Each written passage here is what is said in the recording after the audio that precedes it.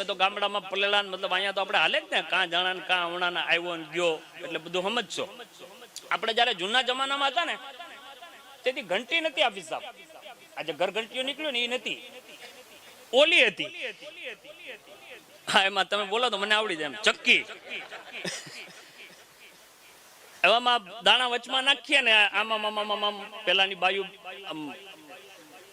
દળતી હતી તો સબ દાને મતલબ પીસા જા રહે.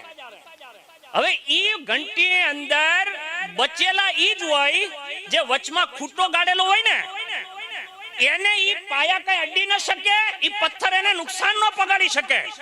મેં પૂછ્યું કે માડી આ બધાય દાણા પીસાઈ ગયા, આ કેમ બચી ગયા? ઈ કે ઈ પાયાની બાજુમાં હતો, યાની આ પાયો જે હતો ખૂટો હતો એની બાજુમાં હતો એટલે નો પીસાય.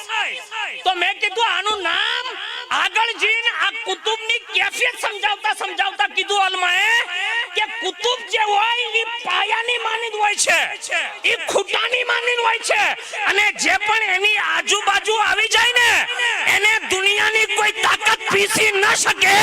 અલ્લાહ એના સબબથી એની હિફાજત ફરમાવે છે. જ્યારે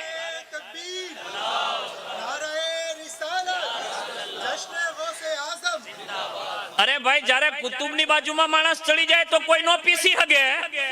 તો જે કુતુબના કુતુબ હોય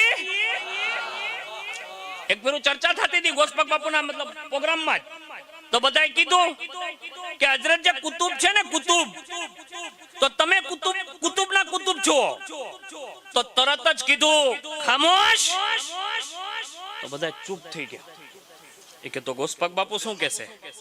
તો ગોસ્પક બાપુ એક તરત કીધું કે બધાય કુતુબ જેવાનો સમજતા. ये कसीदा नंबर 8 में लिखा કે બધાય જેવાનો સમજતા. તો કીધું કે હુજુર આ બધાય કુતુબ છે, તમે કુતુબ છો તો કુતુબના કુતુબ નહીં? કે કુતુબનો કુતુબ નથી એટલું જ ન સમજતા.